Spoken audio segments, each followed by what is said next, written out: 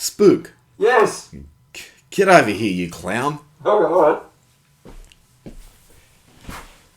And take that fucking mask off. Oh, it's Michael Voss Appreciation Day.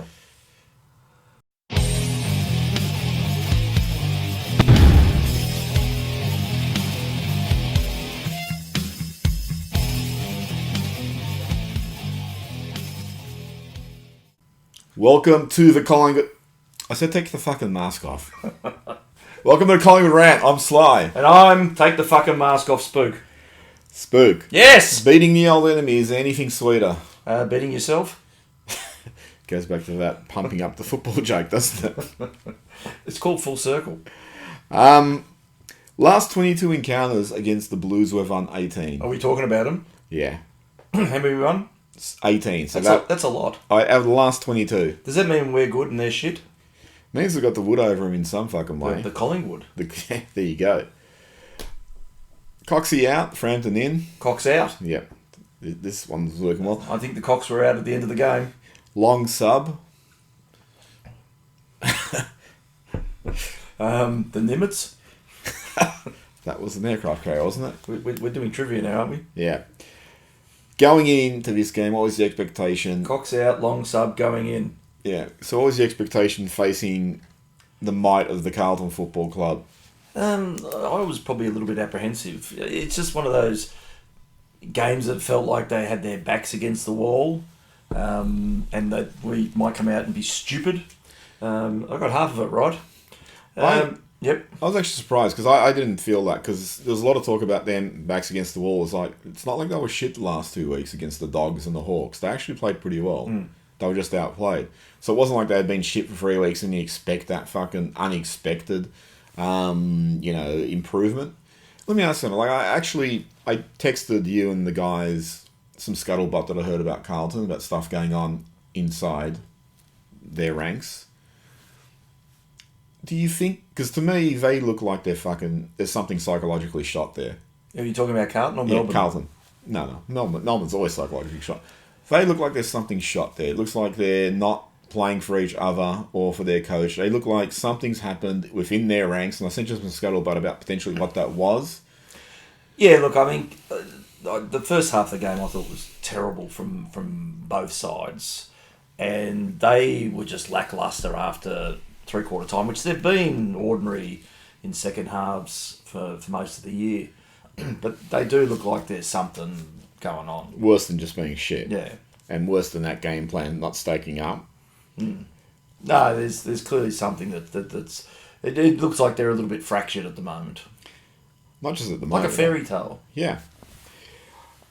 Frampton going on to Curnow, was that a concern? Because the commentators mentioned about 916 times that Curnow should be taken out as a slight, that Frampton is the one lining up on him and not Darcy Moore. Whereas I thought Frampton should have taken it as a slight that he's been put on someone like Curnow. When did it become the media's responsibility to make match day movements? I don't know. I thought Frampton on Curnow would have been the logical choice in any way, because it frees up more to do what he does best, and I was going to say moot. It's a moot point now. Which is do those intercept things. I thought Moore had a good game as well, so maybe someone knows more about it than the media. Well, that would be me. I mean, it's been suggesting for a long time. Frampton should be the guerrilla fullback. He should be playing on the best forward, and Moore should be the interceptor. And Moore had, I think, his best game in about 18 months. Yeah. Look, I think the thing is, you see with Frampton, and look, I was at the ground for this one. Was there any bar in the way of your... There was a few bars. Yeah, I could hum them if you want. Is that he's quite mobile for his size. He's got some good agility. Yeah. It's. I think when you watch it on TV, things look a little bit slower than they actually are when you're watching it through blurred vision. But he moves really well, and I think you see it. Where I'm probably getting with that is you tend to watch more than the TV lets you watch when you're at the ground, because you're picking and choosing clearly where you are. And there's quite a few times I was eyeing him off, and not in that way, of course. That his movements were quite impressive. Actually, I just on the side there, you did watch the replay. I got to give fucking credit to the amount of times they put a replay on in the corner, which went right over live play. It was like, you got the whole fucking screen to move that thing, Well, and you put it right over live play. Seeing now it's on KO these days. There's not much room left on the TV with that fucking scorecard. Fuck it, I turned on KO today. It had the 1989 grand final, just the club song at the end. It is the worst fucking app in the world. Did you go out of your way to make the worst app? Because I can't imagine you could do that by accident. You'd have to do it by design, how poorly that app works. They've had years to perfect how shit it is. It is fucking terrible. But anyway, enough of how shit KO is. Let's talk about how shit Carlton is. Yeah, because they've had years to perfect themselves as well. I've been a big fan of Frampton for as long as he's been here, and I think he is in our best 18. And I think he has to be at fullback, and then you get more to do the intercepting. He did a bit of counter-attack, which was actually good to see. He went for a few marks. Best game he's played for quite a while, I think. And I know it's going to be a horses for courses depending on matchups and that, but Morton's got enough speed and agility that you can play him just as sort of an extra tall. And the thing I like about Frampton, he's got some mongrel about him. He doesn't mind mixing it up. And when he runs, he tends to run straight. Like, he took a chest mark. I can't remember which quarter it was. It would have been second or fourth. I can't remember. But, he just ran straight. It was like, if you're in my way, you're in trouble. Yeah. I mean, some of his spoiling from behind was awesome too. Because Curnow's a great leading mark. But he negated him for a fair chunk of the night. What did Curnow end up with? One? What did the Carlton Football Club end up with? They ended up with 6. Curnow ended up with that one where he led, and it was a nice pass. I don't think anyone on him would have stopped him for that one. And maybe it won't always work. I mean, that's the nature of defenders on forwards anyway, that sometimes you get the best defender and he gets his ass handed to him. No, I think moving forward for the rest of the year is probably the better option. Well, they, again, did this thing where they went to their projected option. In this case, it was McInnes. Last year, it was Charlie Dean. And, said it 400 times last year. Frampton, when he was playing in defence, was really good. And then when they moved him to cover for Cox and being injured, and he went forward and played, that's when he really lost form.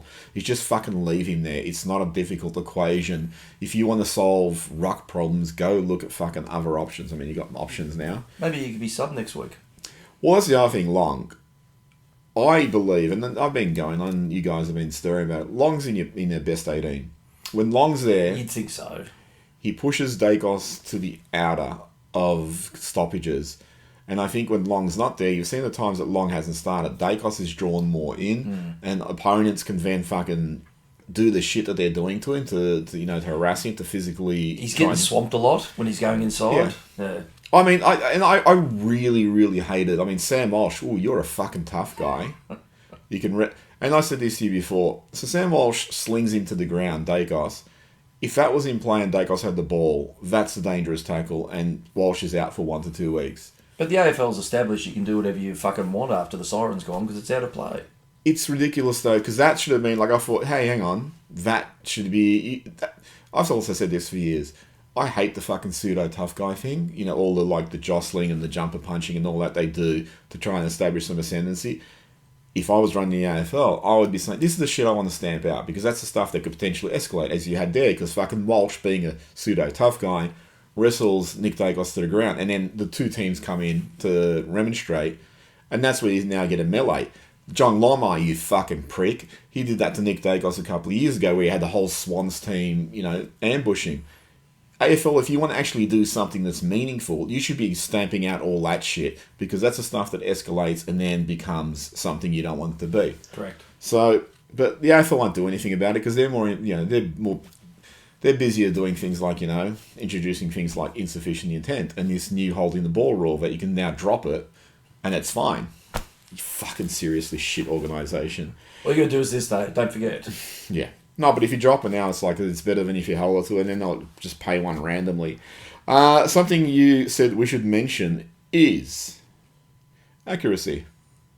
Did I accurately say that? Yeah, so 3-2 to 3-5 in the first quarter, Carlton's way. We kicked 5 points in the second quarter, Carlton kicked 1 goal. So we could have gone into halftime with a bit of a lead. A lot of those were gettable too. That's the bit that... And it's like the week before. It was Footscray last week, wasn't it? Yeah, 2 weeks ago because of the bye. 2 weeks ago, yeah, that's right. So you had that period in the last quarter where we had 5 shots and they all fucking hit posts or completely missed. You think, well, this is the moments where you can put the game out of reach. Yeah. not that you're guaranteed to kick 5 after that one goal that you actually nail, but you look at all of them going, look, it's not like you're on a tight angle or anything like that. You're basically straight in front. You shouldn't miss. The ones that really shit me is, I think it was which quarter did we kick to the left? The Perryman took this really good intercept mark, like he ran back and he took this nice mark and then he missed. And Mychek took a really good intercept mark 2 quarters later, and it was like, they're the ones you're really got to make them pay. When you're actually forcing a turnover that's totally unanticipated, that really fucking hurts them, and that can really get them dropping their heads, and then us going, hey, look how good this is going. Yeah. We're now picking off their passes to their teammates. So that's the really disappointing thing. In the third quarter, we kicked 4 goals, 6. And a lot of those were, relatively simple shots. And that was our best quarter. Yeah, to their 1 point. So you made a mention of this somewhere, but to recount what you said, we should be fucking building percentage and smashing these pricks. Not just Carlton, but in that situation. But McCreary's teams just don't tend to go on with it. No, and I reckon it's that mentality that's been infused in them. And he's mentioned this before. It's just about accumulating wins at the start of the season. But accumulating wins with a good percentage is a better strategy, you would think. Yeah. And you look at the game last night where the Swans destroyed North. At no point did they fucking take their foot off the throat. They went in because they've got some ground to make up. We've probably had some, what are we, 1-3 at the moment now? Yeah. There's been 3 of these games, apart from the Port win, have been shit conversion games. And we're shooting ourselves in the foot because clearly we're doing all the work to get it up there. We're within scoring range, that those percentages could come into play at the end of the year. You don't want to be left wanting. Like we missed out in the 8 last year by percentage, didn't we? Yeah, I'm pretty sure we did, yeah. And so, well, there you go. It's bitten in the arse, and what do we learn from it? But at the moment, we just seem to be... We start seasons just by wanting to eke out wins, that I think that when the opportunity is there, and you don't expect them to smash teams every week, but when the opportunity is there, those extra 4 or 5 goals may just come in handy. Well, I mean, the one thing I'll say to that too is, look, I'm not expecting to smash teams, but then don't just sort of play tempo and let them back in. That's really frustrates me. I mean, that's why Sydney beat us last year. We got to 4 or 5 goals, and it was like, well, now let's just shut it down. Yeah. Well, how about you turn it into a 7 or 8 goal deficit? What were we? We're about, in the third quarter, I think we were about 35 points up or something. About 31, I think it was. You should have won that game by 60-odd points. Yeah. It should have been a 10-goal win. Instead, we win by 17 points at the end because we just went, fuck it. I'll say one thing that astonished me is, for a part of the last quarter, we were dominant still. We just weren't scoring. And then you could see that we put the queue totally in the rack. I've never seen a team that's only 4 goals down absolutely not try to win the game. You can kick 4 goals in 5 minutes these days. I couldn't believe the amount of times Carlton were going sideways and back around and all that. It's like, this is a team who's playing like they're 4 goals up. They're showing absolutely no urgency. It's almost like someone said, look, let's not lose by 10 goals, so let's not take those risks and potentially turn it over. Let's just fucking play some tempo footy ourselves. It was really one of the most astonishing things I've seen from a football team that's desperate for a win to not actually try and win. It was almost like let's just go into damage control. Maybe they just accepted their fate. Yeah, well, I think they did that when they signed Voss. Round 0, we kicked 6-16 to 15-14. Great. So 6-16. Even the Port game, 21-20. So it's still... I mean, was it 21-20 or was it 21-10? Oh, maybe you fucking don't know how to write. I don't know. Well, these are your fucking stats. Maybe you can't cut and paste. Maybe I can't. Maybe I don't. 10-16 against the Dogs. Mm-hmm. Is that 16 again? 8-15 against the Blues. So a total of 45-55 against 37-43. So let's actually work this out if you're counting 36-51. I can't believe you can't count. That's because you got the pasting wrong. Well, Turtle does all our pasting. Thanks, Turds. Yeah, See, I've offloaded, scapegoated that. So we do a little bit of research and we can't even back it up with fact-checking. Yeah, well... Why don't we go back to making shit up? Facebook like research. Real media people. Well, what did I say to you about the research? You said, well, you just steal the research. So there's something else. I don't give a fuck. We're being inaccurate. We know that. That's it. Yeah. You think it might cost us at any point? It's inevitable. Yeah, how do you fix it though? Kick goals. You saw in the VFL game today, what they kick fucking 26 or something. They've worked it out. Maybe they should take this over at training. Well, the thing is, I can't remember whether I've said it before. I've said it to someone else. Is that Membry? I think Membry's a really good kick. He's a really straight kick. Surely you'd like hang around with him for 5 minutes after training's finished and go, should we just have some shots? Let's look at your technique, drop of the ball, all that sort of stuff. It's not like, when you're having a set shot that the pressure is increased, like someone's about to run you down or throw you to the left or the right or anything like that. You've had time to think about how much I can fuck this up. And that tends to throw the mind out. Yeah, I think Matthew Lloyd was saying years ago that you can't have that practice because they have the training load so strictly regimented that you can't do extra work. One thing I'm really surprised that I've never seen any player do, like if I was playing, instead of going through this fucking routine of let me walk back, take 25 seconds, walk in and all that sort of shit, I would just grab the ball, jog back really quickly, and I would simulate a field kick. Because you see so often, and I remember I used to see it a lot with like Anthony, both Rockers, and Travis Cloak. When they're in front of goal, they got the yips. But like if they were on the wing and had to pinpoint somebody, they just sort of jog back really quickly, and then just off one step, they'll just fucking drill it. And I think, why don't you try and simulate that? I mean, you're now simulating the snap kicks for accuracy and all that. I would have thought that would be the next evolution. Instead of having some convoluted routine, just go back really quickly. Don't let the thoughts get into your head, and then just pick someone in the crowd and like you pass into him. Who's that big doofus ruckman that Essendon has? Draper. You seen what he fucking does now? Basically, when he stands he snaps on everything to the right and holds the ball up there, and he weights it and does all this stupid little routine. Then essentially just throws it and throws his leg at it.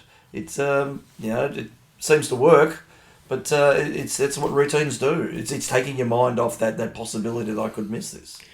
How do you protect Nick Daicos? He's getting just physically mauled week after week. He's still only in his fourth year of football. He gets targeted a fair bit. I think some of it's a little bit unwarranted. It's that tall poppy thing, but it's inevitable. You're that good, you're going to get that sort of attention. Does Raoul and all the other gun mids get the same level of attention as him? I doubt it. I think that's just envy. I think someone's made up the narrative somewhere. Maybe it's because of Longmire, you dick. How's that grand final record? Because he did that ambush of Nick with the whole team, I think there's a narrative's actually thought, oh, look, he gets ruffled when you physically intimidate him. So I think that's what a lot of clubs are actually trying to do. He needs an enforcer, someone to run with him and act as that in between. Well, it's almost like you want to take Maynard off the shackles and have him just go around and be that... remember that film, My Bodyguard? Yeah, what a movie. Adam Baldwin. You should be like that. Yeah, young Matt Dillon. It's no good though because I have it on good authority that Maynard's he's a pretend tough guy too. Oh, what about Houston? What about him? Well, he's elbowing people in the head constantly. That was just clumsy. I can forgive that one. I can't. Well, if you're going to do that, let me ask something. Like I got a lot of respect for Patrick Cripps, but fuck, is he just entered a staging part of his career where he's got to dive and? Well, I've seen him. He's wearing face makeup now. Well, there was, he got chased down by Quainer. That should have been holding the ball, dropping the ball. Apparently, there's two efforts. He fucking dropped it, then got it back, and then didn't handle it out again. So he did it twice, and they didn't ping it. Protected species. There was the one in the Israel first quarter, in the middle of the ground, where he bowed his head and he just drove it into the goalie's hip. And this one really bemused me, because then he sort of staggered around like it was days to show how much he'd hit his head. And I saw he had tweeting birds above his head. Well, basically he did, and that's a concussion test, isn't it? No. Not for Cripps? No.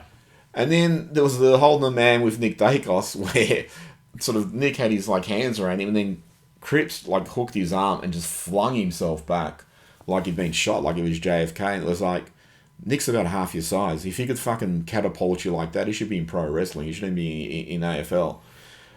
And he very much, Cripps reminds me of Matthew Lloyd toward the end of his career. Lloyd, and he admits it now. He said he staged for a lot of frees and he regrets doing it. But for me, watching Cripps, he seems to do that quite a bit now too. It's like, I'm Patrick Cripps. Quips.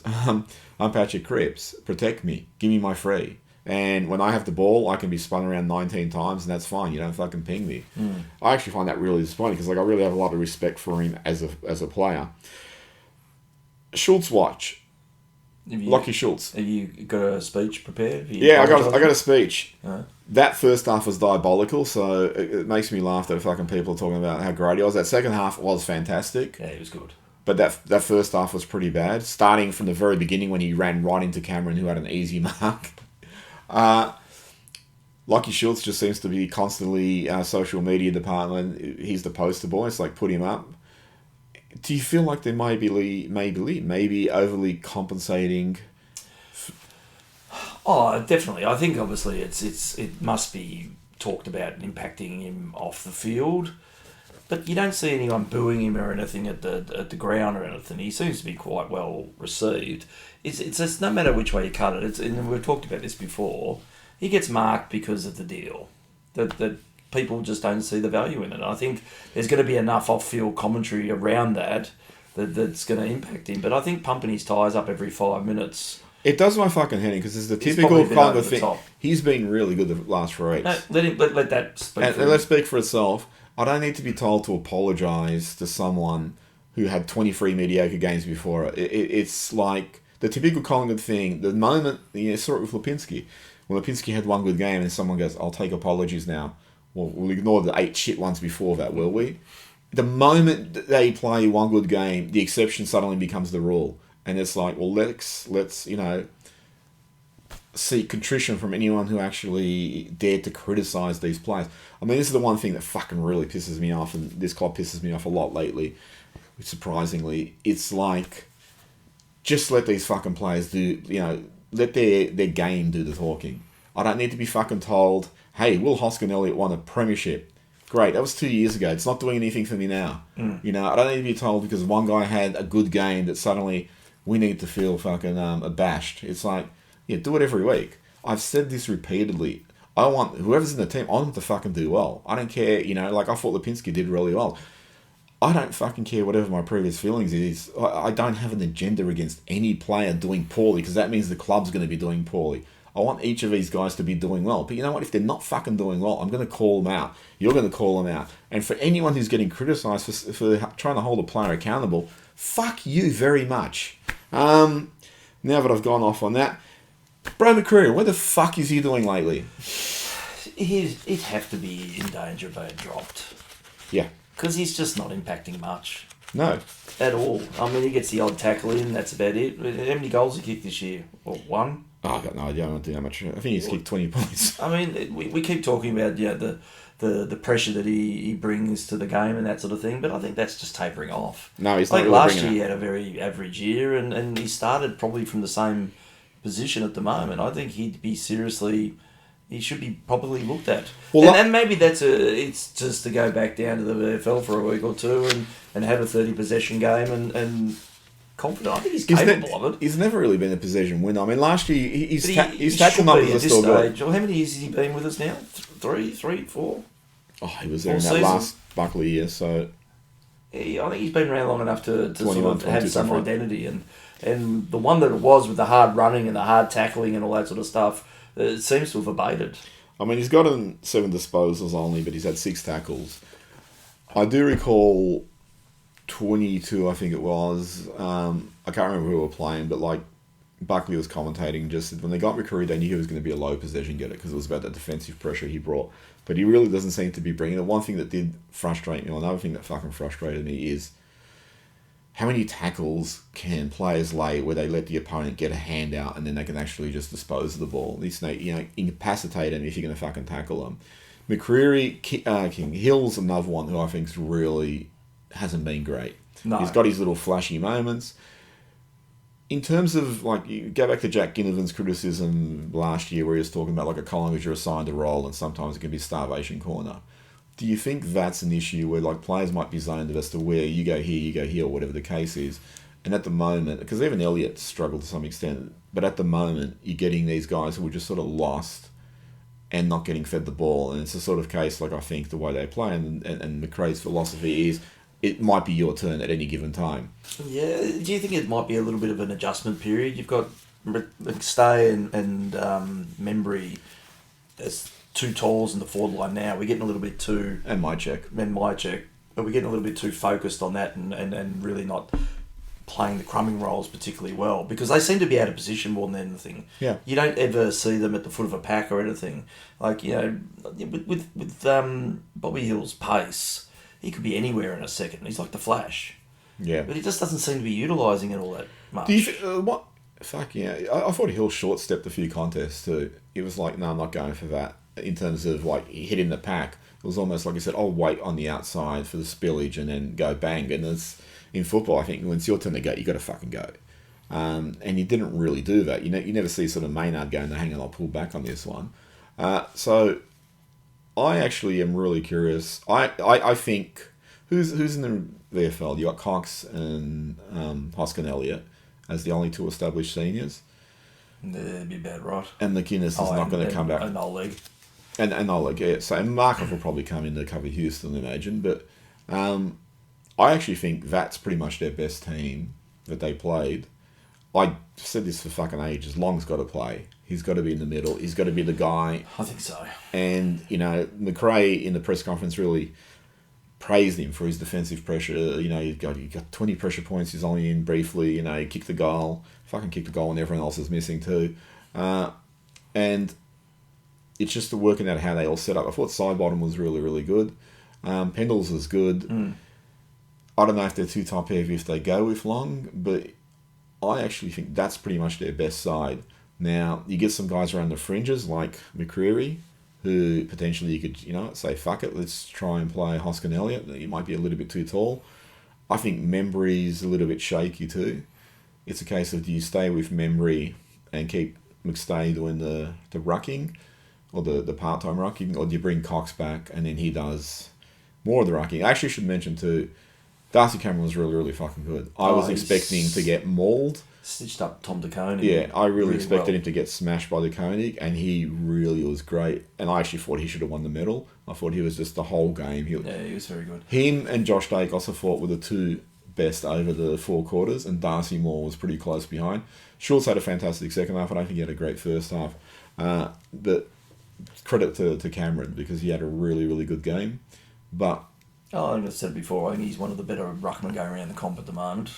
Yeah. He just, not enough people talk about him though. Yeah, well, it's Kane Corns and David King. Oh, actually, David King was talking about him. Yeah, but, you don't want to talk about him too much because he'll want more money. So, well, you think what's Tom de Koning's worth about $8 million a year, apparently, according to the media.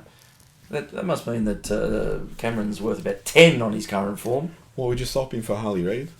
Would you do something like a first... Oh, yeah, at his age. Yeah, easily. Would you do something like a first-round pick, Hill, Cameron, for Reid?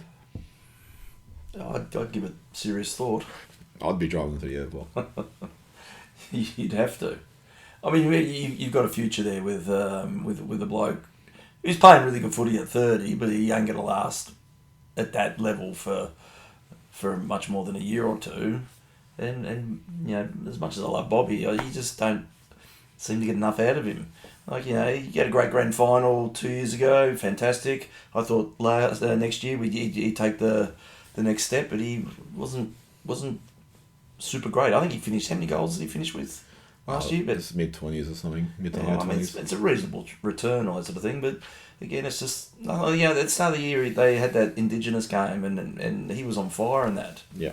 And I think, well, again, maybe this is the year he's going to come good, but he just seems to have But that could just, again, be like, is the game plan just sort of forcing him on the outer and not giving him enough opportunity? There might be something that inside of that Indigenous game, he had the freedom to do what he wanted. I still wouldn't mind seeing him around the ball more, because he's just so quick that that's the one thing I really lack in that midfield. It's just some tearaway pace, and he's got it. No. So I wouldn't mind seeing him on the wing. Again, just want to give credit to Josh Daicos, because I thought that was a really fucking good game under a lot of pressure. Houston, Maynard sort of came in and out of it. Houston made a few choices which was just like, oh, really? Like, there was one time, I think in the first quarter it was, where he was on the flank and he turned around and went for a pass into the middle between like about 4 Carlton players. It was like, that's the choice you're making at that time, is it? That's not when you think you should play the percentages and just go wide or something. And it was never on. I know he's a good kick, but fuck, it was never on. It's not unusual to see someone move to another team, and you can't abandon that system and structure you've played under for years, and in 5 minutes. It's not unusual to see them. Yeah, but Port doesn't have a game plan. It's usually about halfway through the season that things start to click and they're going to start playing better. So I'm not particularly concerned about Houston. Is it like some sort of infection coming over from the 9 jumper? I think it is. Yeah, potentially. Yeah, I think, well, his body's having an allergic reaction to actually wearing a legitimate black and white strip. Are you happy? I mean, obviously we're happy with the win, but, fucking neither am I. But are you happy that after that round 1 or round 0 loss, sorry, fuck you AFL, after that round 0 loss, to then win the next 3, everyone was complaining about like how tough a draw we have. So you've won 3 out of the 4. Do you think we're looking like a real contender, or do you think it's just we're beating some shit clubs? I was talking about this before. So Port lost to St Kilda, so that really sort of shows you where they are. Yeah, and the thing is, I don't know. I still don't get a sense of who we are right now. I don't think we're playing our best football. We're certainly not playing our worst football. We're just sort of middle of. I'm just not sure. Yeah. Because you look at the draw before the season started, and you think it is tough, but as you said, Port's proven themselves time and time to be shit. Footscray are good, but I think they lost again today by a kick or 2. They just seem to be trailing in every game, but they just don't get over the line all that often. Who else we played? GWS. They started well, and I think they were set. They were set for that game. They'd started training early and all sorts of things. They were primed. Who's the 4th team that we played? Carlton. Oh, they haven't fucking done anything. They're useless pricks. No. So you can't even count them as being a challenge. I think we'll know a little bit more about ourselves in the coming weeks. Sydney, I thought were exceptionally good. Admittedly only against North. But I thought that game was going to be a lot closer than it ended up being. So we'll get a good test out of them. Where we play next week in Gather Round? Is it Harbinger Oval or something like that? Or yeah, somewhere in Adelaide. Some fucking hayseed port or something. And then the following week we've got Brisbane. That's going to be. I mean, we tend to do well up there, but and Brisbane are trailing. They've won every game this year, I think. So the Brisbane clearly struggling. I don't really watch other games because I can't be. Fuck you AFL, but I saw a bit of the Richmond-Brisbane game, and Brisbane just put the queue in the rack, and Richmond just sort of kept coming and attacking. It's like, I don't know, is Brisbane sort of a little bit complacent after the flag? The North's endemic of a young club. They're just going to fucking win some, or be competitive in some and just be totally shit. But that was a really disappointing effort. They were horrible. Yeah, it's only four games that we've played. Hawthorn is the one, I think, that just every time they play, they just look like they're relentless and they're just going and going. And even when they're not, scoring and all that, they still look like they're in it. My concern always under McCreary is when we're not in it, when we're not scoring heavily, we just fucking look lost at times, and then we look like we were like under Buckley in that last year of his, where they're just sort of going sideways and around and they can't get anything going and players are fumbling. But then once they lift their pressure rating and it goes up to the 200s or whatever, then things start to click into place. And that's always been a concern, is like, how consistently can you do that? So, you go back to the 2022 final series, we could have beaten Geelong in that first game. We smashed Fremantle, which was great, but that Sydney game, we just didn't show up for that first quarter and they had to chase down the 6-goal lead. In 2023, the Melbourne game, we dominated the first half, did really nothing in the second half. The GWS game, we had a good first quarter and a good last quarter. In that middle, we just looked appalling. The grand final, we played the whole game. So, but it feels like we can't maintain that identity for 100 minutes or whatever it is, 100% of the game time. Yeah, I really don't get a sense of where we are at the moment. Perryman, how'd you rank his game? That was good.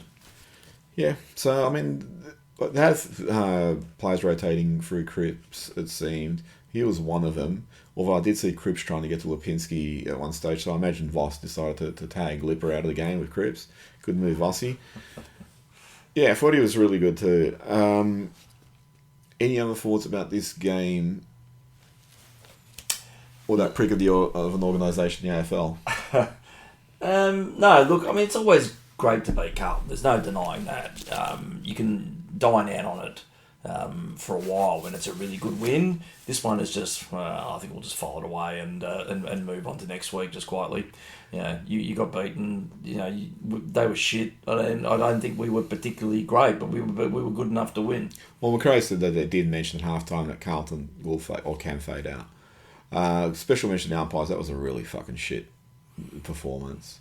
Yeah, and I know somebody out there will go, "Oh, but you got to rub the green against the Dogs." I don't give a fuck. That was shit too. What do you want? What was the numbers there at one stage? Was it 13-5 or something, or 18-5 in their favour? Yeah. You don't think that was in retaliation to the advantage we got last week? Did the media though? They would have piped up this week and talked about the disadvantage. Did they write articles about how maybe it could have cost? 15-24 ultimately. That Brendan Hoskin in the last quarter, fucking hell, the freeze was pulling out for Carlton and they just weren't going back reciprocally. It's appalling. And there was like I said, Cripps fucking can do anything, but he can do anything with impunity against anyone. But geez, there were, like you mentioned, the Bobby Hill getting pushed. Yeah, that's a blatant push in the back. Hill stood up, I think, was waiting to get the ball, and he was just shocked that he didn't get it. And clearly that shock is, well, fuck, it's me there on the ground that managed to go forward. Physics would suggest that something with more force pushed me into the back, and I went straight down. It's all fairly fucking obvious, except to the clown in the green suit. Well, it's hilarious too, because you talk about the media, and I do recall after the Footscray game on fucking AFL 360, or whatever the fuck that shit's called, they were talking about the free kicks that Collingwood got, and they talked about like important ones that just weren't paid or whatever the case, but they looked at the goalie in that last quarter where he sort of gave a bit of a push and took a mark, and they highlighted that one. It's like, yeah, I'm pretty sure fucking Darcy took one of his first marks with just a huge push. Why don't you actually look at fucking both sides in that sort of situation? Why is it you just cherry pick the fucking ones? Anyway, I thought that was appalling. So, but it's good to beat the fucking swine pricks. Do you really think, like, because just as an aside, you have Tasmania coming in a few years. They've released their giant rodent mascot. Obviously, the AFL's overstacked with football teams. There's too many. Should we just get rid of the shit teams like Footscray, Melbourne, St Kilda, Carlton? Yeah, why not? Yeah. Sadly, Andrew Cracker passed away. Yeah, that was just 42. Yeah. So had suspected heart attack, I believe. I haven't heard anything different to the contrary. I haven't heard anything. They had the armbands on as a mark of respect. Yeah, look, I love Crack as a player. Well, I posted on our social media, but I always said, like, someone's compiled the highlights of his 2011 season, and watching him, you'd think this guy played... Candyman. Yeah, if this guy played 200 games for Collingwood, it's like, no, that's just fucking one season. Yeah, no, it's one of my favouritely revisited clips. Yeah, and it's awesome. Maybe I shouldn't say it. Yeah, fuck, I'll say it. Like, I'm pretty sure he was a victim of the Buckley'itis. So he probably should have had a career for another 4 or 5 years. Oh, you think? How old was he when he came back to us? He was probably 29, 30. Yeah, I definitely would have got 3 or 4 more years easily. On the form that he had in 11, he was phenomenal. Well, Malthouse is a lot better with players who sort of needed nurturing, and he was. Buckley doesn't seem to have been a great man manager of different personalities and all that. Really? So, yeah. Shocking. I don't think anyone noticed. I was just trying to be diplomatic there. But, Malthouse is really good at managing a lot of disparate personalities. And guys, like the Didacs and the Swans and Johnsons and all that, and Tarrants, he juggled them all really well and got the best out of them. And I remember Leon Davis saying he would have stayed at Collingwood if Malthouse had remained there. Yeah, I think a few would have. Yeah. Anyway, that ship has sailed. Yeah, it's not like we... It was the Titanic, wasn't it?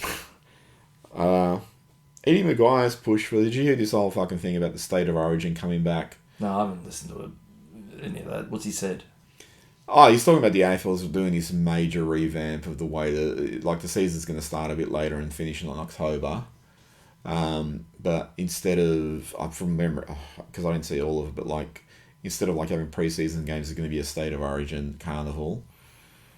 Do we need state of Origin? No, we fucking don't.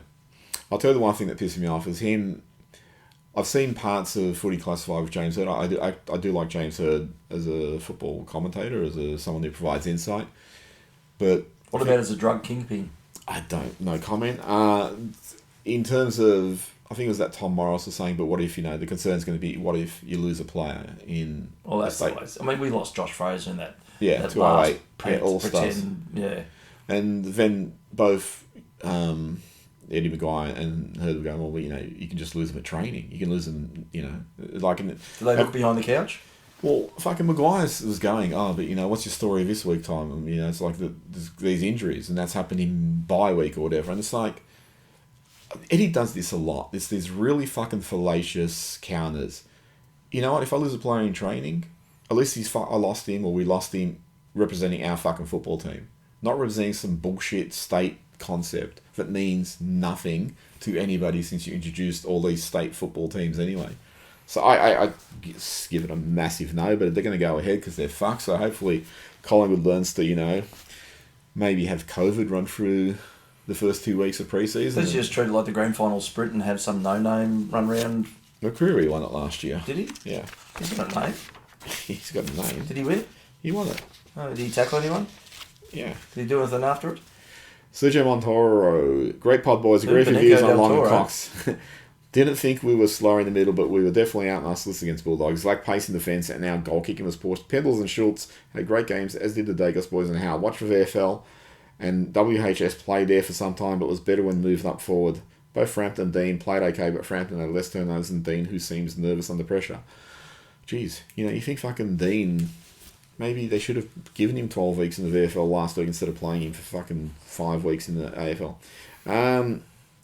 Ashton Prism. With Reef's injury and Howe retiring sooner rather than later, and with North reportedly offering Raz $1 million for 6 years, if he takes it, the compo pick should be 195cm plus key defender as a priority. Would that be your priority, a key defender? No, my priority would be to take the first round pick we got in compensation and trade it for nobody. Trade it for... Black and White United, Collingwood, the AFL's back. You're fucking totally right. Like I said before, Cousin coined the term Collingwood's rent a crowd. Send us wherever fucking you want to draw crowds. Were you happy with Collingwood saying, yeah, we're not going to do round zero again? Fucking oath. Yep. Let's see if they get away with it though. Do they ever say the AFL can still dictate that you play? Yeah. What do we forfeit the match? We should. That'd be a good idea. Maybe have a banner that says, stick it up your ass, AFL. Yeah, if we forfeited the game, that would improve too, results. Steve Reimer. Corey Haim, the actor, is sadly no longer with us. Corey Hart sung Sunglasses at Night. Spook, you dick. Everybody knows that. You gimp. You fuckwit. I can't believe he's insulting you like this. You prick. Hang on, that's written in red pen. How did you not know that? Hey? How did you not know that? See, I was firing like that time Elvis Costello sung about Jailhouse Rock. Did he? Who we playing next to? Fucking Sydney. We're fucking Sydney. Yeah. Dean Cox, coach. Long mighty. You dick! Isn't playing anymore. So there was... I read today or read tonight or I'll read it tomorrow that Hoskin Elliott, Coxie and Ed Allen were pulled out of the game against Coburg, against the old rivals in the VFL today. They were pulled off on the ground and told not to take part in this game anymore. Come here, they said. We're pulling you off. If they didn't want to take part in this game anymore, they just left Hoskin Elliott on. Well, maybe they thought they took him off. Yeah. Apparently he's still there and the lights are off the ground. But I mean, he's not sure what to do. That's common. You'd have the 23 and you'd have the 3 emergencies. So yeah, clearly they're the ones that'll be probably going up to so obviously Houston's spot Long would come in for that, so he's still got a spot to fill. Surely that would have to be Markov, wouldn't it? How did Ed Allen go in the game this week? He had a great game in the VFL. Have you got them? You've only had your iPad here. You can look up the VFL stats. I don't know where VFL stats can be found. No. Yeah, you'd have to bring in Markov, wouldn't you? You have to go like for like, a defender for defender. You bring in... Surely form's going to dictate whether you're picked or not. What's his form been like? How long have you been following this club? Well, Hoskin Elliott's going to get back in, so... Yeah. Well, he probably will be the one who actually comes in. So he'd be the first one picked. Yeah. Like a giant booger. He would actually be a really good sub, though, I think. Would he? Yeah. What, has he got a periscope in the back of his head? No. That's probably the funniest thing you've said in 8 years of doing this shit.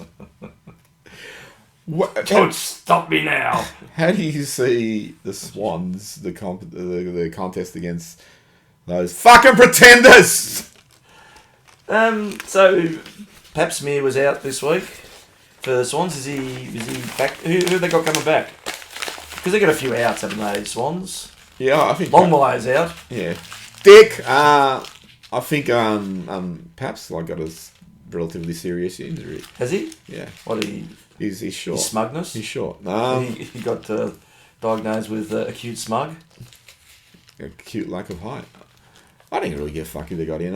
What do you think? I mean, they came off the smashing last year. They had 2 pretty disappointing performances. They've won the last couple. I mean, but they've only really beaten North. They do have injury concerns. It's in Adelaide, so they don't get a home ground. We don't get to play on that fucking postage stamp of a joke of a fucking ground that shouldn't be allowed anywhere. That's a bonus. Look, I think we should probably beat them.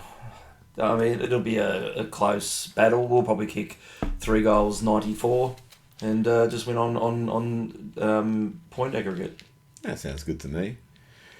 Yeah, it's an interesting one. I would like to see just some conviction in the way we play. I'm fucking... The Port game, that was great. We just dominated. I don't expect 15-goal wins every week, but I would... Every second week I do, though. But I would like to see consistently some rounded performance instead of having these games that we've had against Bulldogs and against Carlton, where it just sometimes feels like it's Buckley's last year and these guys have no idea what the fuck they're doing. I think they need a statement game with this one, and the statement should be that we apologise for 2 things. 3 things. That fucking shithouse performance that cost us the final spot in the last quarter last year that made you quit the Rant. The second thing would be Collingwood, because of that fucking short-stepping that last quarter, was the reason why these pricks made it into a fucking grand final and didn't turn up. Yeah. So there's 2 things they should apologise for, and that's it. 3 things. 3 things. And Longmire being coach. You dick! Yeah, I'd just like to see us convincingly beat them, and I don't expect a 15-goal win, but I'd expect to be 14. 5, 6, 7 goals. The one thing I will say about our unconvincing form so far is McCreary does come from that Brisbane era where they really had the attitude, look, we don't have to finish on top, we just have to be in the top 4, and then that's when we unleash. And Brisbane did that. They were never minor premiers in their three-peat from memory. So, and I think Geelong learned that, remember, in 2008 where they only lost 1 game for the year, and then they fucking lost the grand final. And then the following year, they didn't play like that. It was just just get there and then we'll fucking try. Any final thoughts? No, just, have we won a gather round game before? We got beaten by St Kilda last year, didn't we? No. In the gather round? No, we beat Hawthorn and we beat St Kilda. Oh, that's right. But it was a close one with Hawthorn. Oh, well, 5 goals up and they came back. So we haven't lost the gather round then, is that what you're saying? Yeah, and we beat St Kilda the year before where we were 5 goals up and they came back. One final thing which I wrote on my notes, because I forgot to mention when I was talking about Eve Maguire. You dick. You watched the replay. Did you watch all of it, the post-game stuff? Yeah, not really. He was in the rooms post-game. Was he? Yeah. What was he doing? Delivering mail? Oh, he seemed pretty inebriated, I guess is the best way of putting it. I don't know, he wasn't drunk, but he was just sort of loud and garish. Maybe that was just him. Did he come down to abuse the players? No, he was happy because we won. And I was just thinking, how would you feel about him being back there? He was there there was some president's luncheon or something. There was something. I mean, BT in his fucking roaming Brian, which is the worst assault on humanity since fucking Hiroshima. He was running around. They spoke briefly to Barry Carp. He didn't want to speak, but he was very polite and diplomatic, and he spoke a bit to Kelly, who very politely told him to fuck off. Kelly Underwood. Yeah. And then he got on to Eddie Maguire, and Eddie just said, Eddie just said, this is, anytime you beat Carlton is a great time. And then he had the fucking great line, because Xander Maguire was in there too. I don't know how they fit both heads in those change rooms, but then Eddie Maguire had the great line, I taught him everything he knows, but I didn't teach him everything I know. I was like, fucking hell. Is it a fucking Rocky movie? No, but he said it so, bombastically because that's Eddie. But just, would you be opposed to seeing him regularly there? No, I think you got to move on. Should they revoke his membership? Yep. Yeah, I agree. Collingwood, revoke his membership. And probably lash into a post. Yeah. Which post? The Australia Post. Wilbur Post? Yeah. Cool. Anyway, that's it from us. Subscribe, like, leave comments. See, we read them now. Share with your friends. Share a lot with your friends, or we will curse you with... What about bodily fluids? Should you share that with your friends? Well, they did pull Cox and Oscar Elliott and... Who was the other one? Alan off. No, they pulled them off. Yeah. And it was wet tonight too. Did you notice? Mm-hmm. Yeah. All right, cool. That's it for us. Later. Why couldn't Collingwood do that? Fucking hell.